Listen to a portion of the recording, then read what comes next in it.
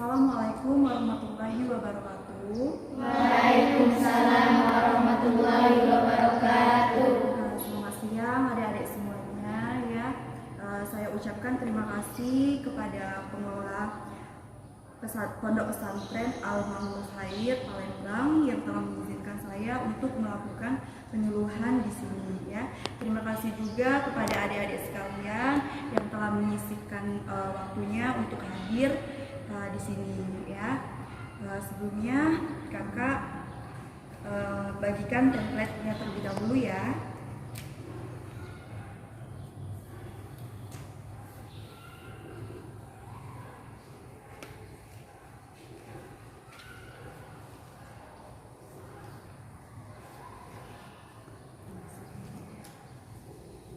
Oke, baiklah. Di sini kakak perkenalkan diri terlebih dahulu ya. Kata pepatah mengatakan tak kenal maka tak sayang ya. Baiklah, nama kakak Sally Lestari, kakak dari Universitas Kader Bangsa Palembang, dari jurusan S1 Kebidanan ya. Di sini tujuan kakak untuk melakukan penyuluhan kepada adik-adik sekalian ya tentang anemia pada remaja. Nah ya, anemia pada remaja.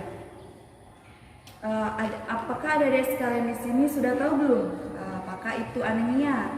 Belum ya. Nah di sini kakak jelaskan terlebih dahulu ya. Apa sih anemia itu?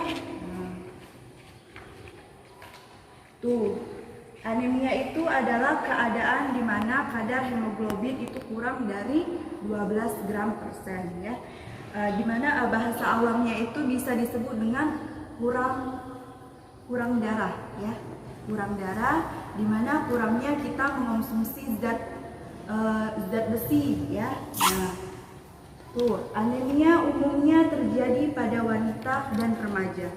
Nah, kenapa sih anemia itu terjadinya pada wanita dan remaja? Kenapa tidak pada pria ya, pada cowok ya? Kenapa?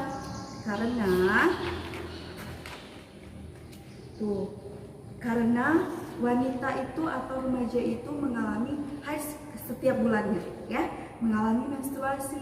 Nah, adik-adik sekalian, sudah kan menstruasi? Sudah ya. Nah, terus karena setiap bulannya itu wanita remaja putri itu mengeluarkan darah ya, mengeluarkan darah begitu banyaknya ya.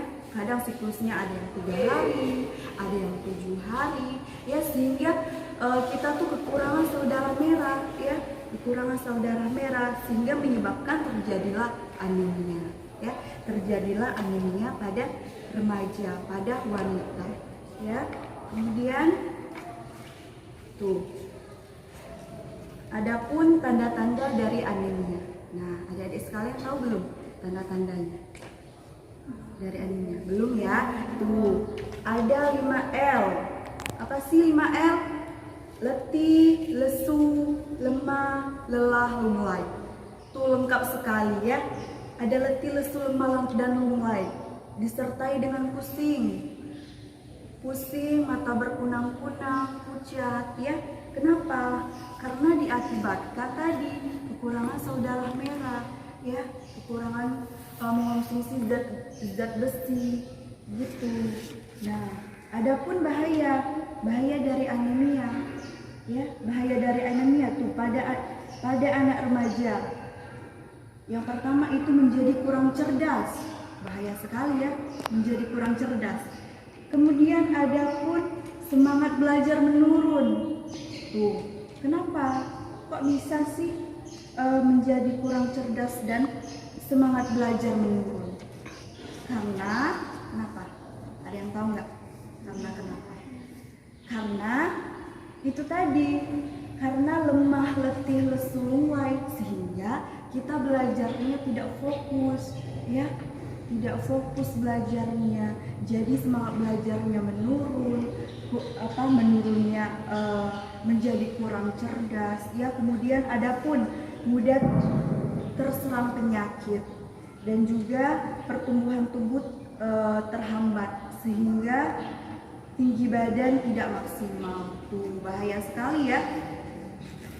Kemudian adapun pada ibu hamil dan menyusui. Nah, kenapa sih Kak? Kan kami masih remaja. Kok pada terdapat ibu hamil dan menyusui juga? Iya betul, kalian kan masih remaja ya. Tapi kan nanti ini kan untuk masa depan. Pasti adik-adik sekalian nanti mengalami yang namanya menjadi seorang ibu ya, nanti mengalami menyusui seorang anak ya. Jadi kita itu mengatasinya itu dari dini ya, dari adik-adik remaja sekalian ya gitu. Nah, pada ibu hamil dan menyusui dapat menimbulkan perdarahan sebelum dan sesudah melahirkan ya, sangat bahaya sekali ya.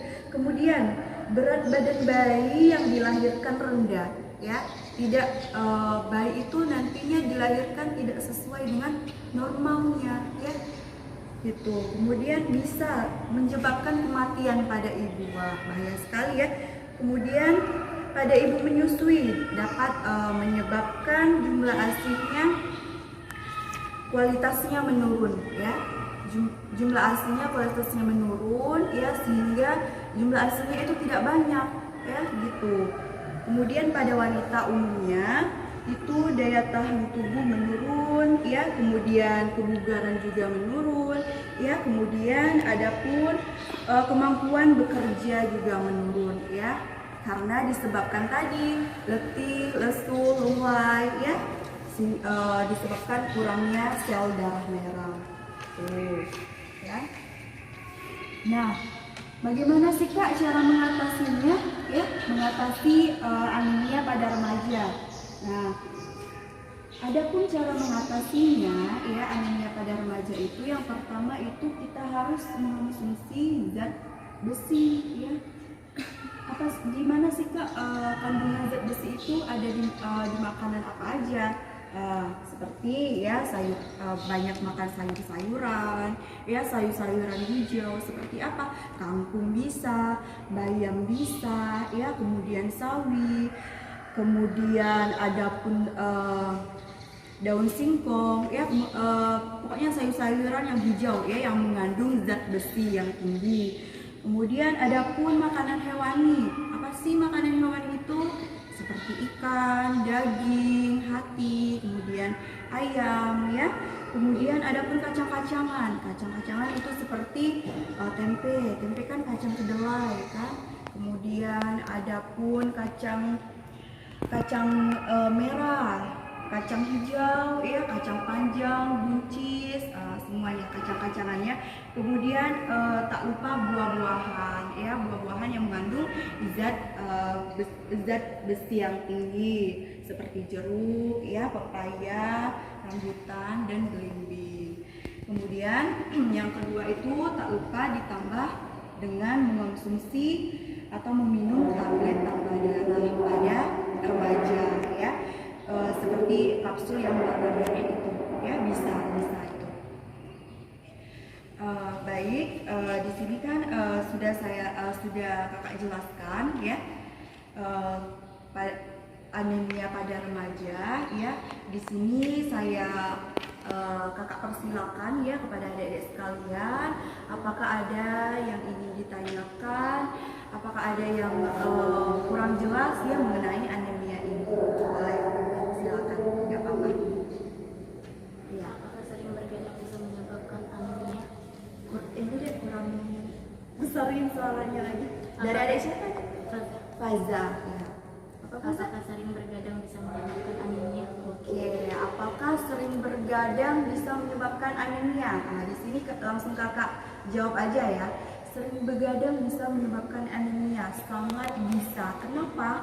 Karena hormon atau ketika produksi sel darah merah itu berkurang, jadi tubuh itu metabolisme tubuh itu tidak seimbang ya, sehingga menyebabkan anemia pada remaja ya.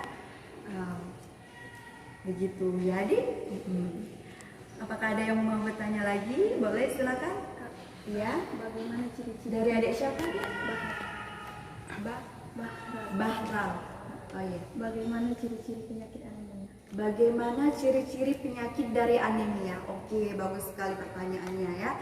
Ciri-ciri penyakit dari anemia itu ketika kondisi badan itu kekurangan sel darah merah ya, yang kakak jelaskan tadi ya, sehingga